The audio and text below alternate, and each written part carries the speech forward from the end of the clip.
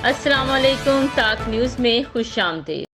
Rescue ذرائع کے مطابق عبدالحکیم موٹر وے پر 2 مسافر بسیں ٹکرا گئیں، جس کے نتیجے میں حادثے میں خاتون سمیت 2 افراد جاں بحق جبکہ 5 زخمی ہو گئے۔ جاں بحق افراد میں 30 سالہ بس ہوسٹس آمنہ اور 28 سالہ سکندر شامل ہیں۔ پاکستان سٹاک مارکیٹ میں کاروباری ہفتے کے دوران منفی رجحان رہا، جس کے باعث سرمایہ کاروں کو اربوں روپے کا نقصان اٹھانا پڑا۔ اسٹاک ایکسچینج کی ہفتہ وار رپورٹ کے مطابق پاکستان اسٹاک ایکسچینج میں کاروباری ہفتے میں 100 انڈیکس میں 4788 پوائنٹس کی کمی ریکارڈ کی گئی۔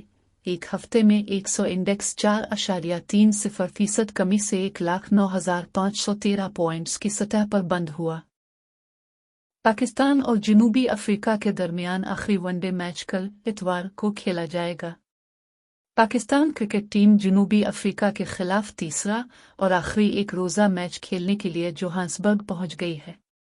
پاکستانی ٹیم کی جنوبی افریقہ کو کلین سویپ کرنے کی پوری تیاری ہے، جبکہ پروٹیز بھی آخری میچ جیتنے کے لیے بھرپور کوشش کریں گے۔ اسرائیل کی غزہ میں بربریت جاری، بربریت کا سلسلہ نہ رک سکا۔ صہیونی فورسز کی تازہ کارروائیوں میں 77 فلسطینی شہید جبکہ متعدد زخمی ہو گئے۔ غزہ میں 2 اسکولوں پر اسرائیلی بمباری سے 15 فلسطینی شہید ہوئے۔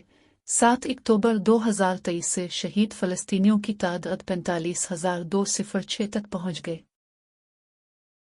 صوبائی دارالحکومت لاہور کی فضائیں بدستور آلودگی کی لپیٹ میں ہیں۔ شہر کا اوسط ایئر کوالٹی انڈیکس 300 کی سطح سے نیچے نہ آ سکا۔ باغوں کا شہر لاہور 329 اوسط ایئر کوالٹی انڈیکس کے ساتھ دنیا بھر کے آلودہ ترین شہروں میں آج بھی تیسرے نمبر پر۔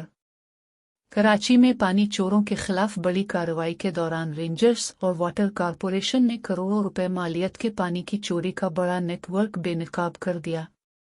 واٹر کارپوریشن حکام کے مطابق کارروائی سکھن تھانے کی حدود میں کی گئی، جہاں طاقتور مافیا نے آر او پلانٹ کی آڑ میں پانی چوری کا وسیع نیٹ ورک قائم کر رکھا تھا۔ یمن سے حوثیوں کا تل ابیب پر میزائل حملہ، 16 افراد زخمی۔ یمن سے حوثیوں نے اسرائیلی دارالحکومت تل ابیب پر میزائل حملہ کیا، جس کے نتیجے میں 16 افراد زخمی ہو گئے۔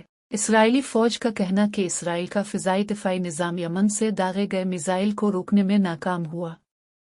غیر ملکی میڈیا کے مطابق یمن کی جانب سے تل ابیب پر داغے گئے میزائل حملے میں 16 افراد زخمی ہوئے۔